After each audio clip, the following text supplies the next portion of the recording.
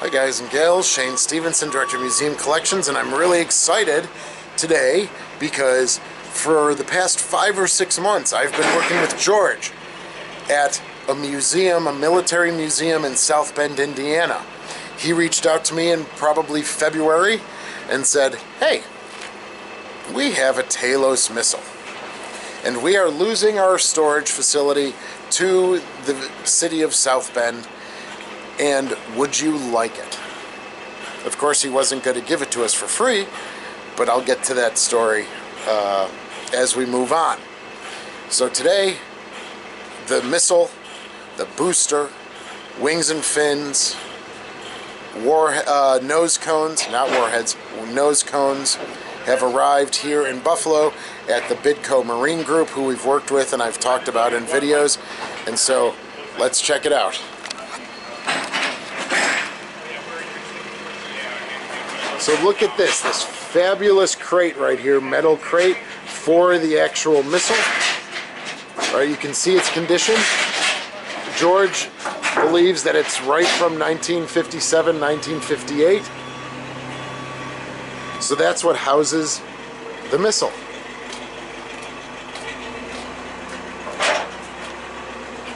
As we come along the back here, you'll see we have some wings and fins. Right here and right here. Alright, that will really fill out our wing and fin space.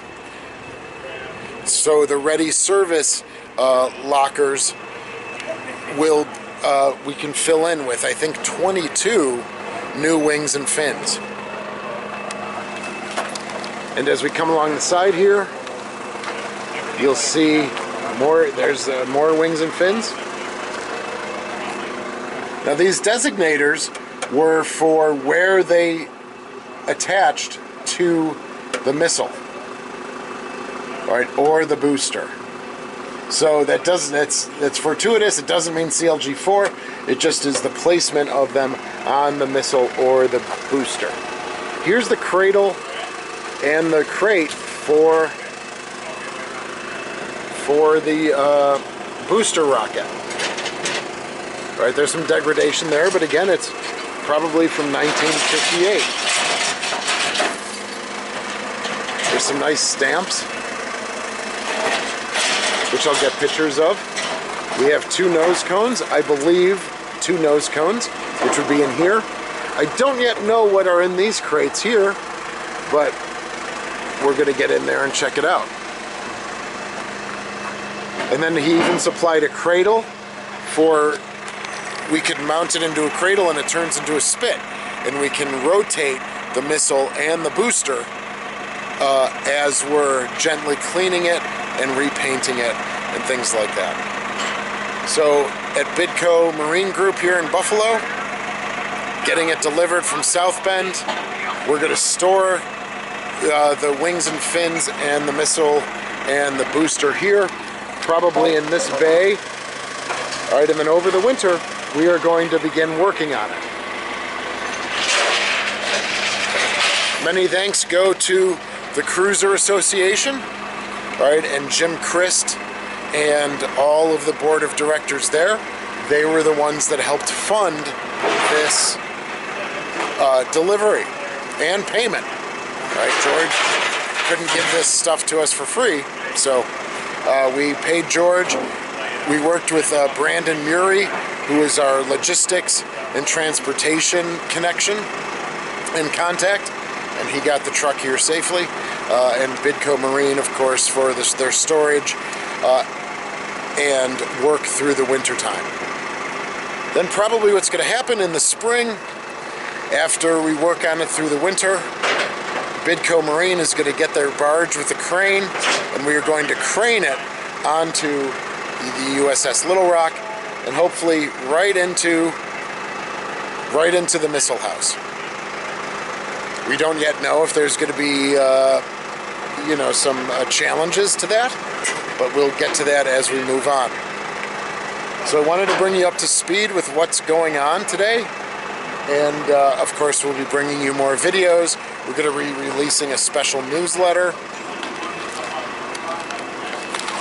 and we are all quite excited.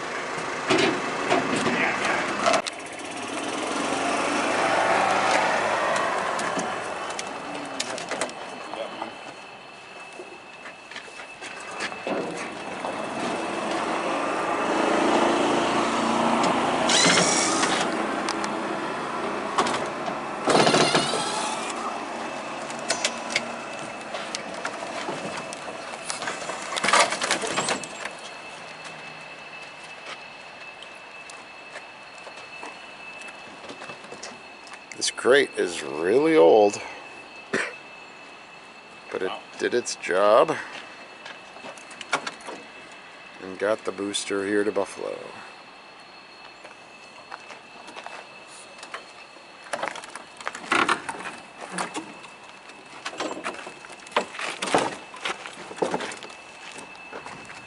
Oh, look at the electronics. Okay, we can get the sides off. We'll be able to put straps around the sides.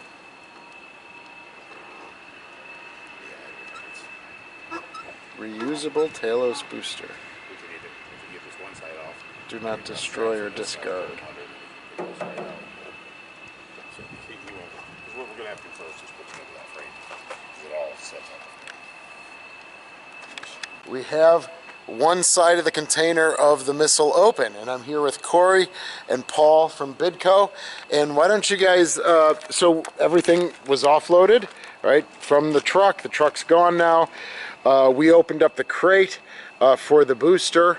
Then we just kind of peeked in to the missile container. And so what do you think is going to go on next? Well, I feel that we're going to put together the cradle, frame part, and that should lay out here at the end of our missile tube. And then this will slide out onto it, and then we'll be able to make the missile mobile to work on it, install fins, etc. There's also a rotational device that this we called it a rotisserie. Yeah, rotisserie. There we go. Right. Paul came up with that. That's yeah, right. It's Emerald's rotisserie, and we'll get it on there, and then we can rotate it for the refurbishment process. Yes, awesome. And Paul, how was you look like an expert out there. Have you ever unloaded a missile though from the 1950s? I have not unloaded a missile before. It was pretty exciting stuff. Okay, cool. Thanks so much. That's awesome. So everyone, yep, everything's here at Bidco Marine Group. Crates open. We've looked at some of the other supplies, and George was nice. He sent us a bunch of stuff that maybe he considers junk and he just wants to get rid of, but there might be some useful stuff in here. Here's the, over there is the cradle that was discussed. So as Corey was saying, they're going to assemble it. There's a spit and a rotisserie, and he's going to line it up with the missile, and we're hopeful that she'll just slide right out, fingers crossed, knock on wood, doink, that, and then it will roll right into the bay, and then we can spend some time working on it. Well, this has been very exciting. Thank you to Corey, thank you to Paul, thank you to the folks at Bidco and the trucking company and Brandon and all of that stuff, and we will see you again soon.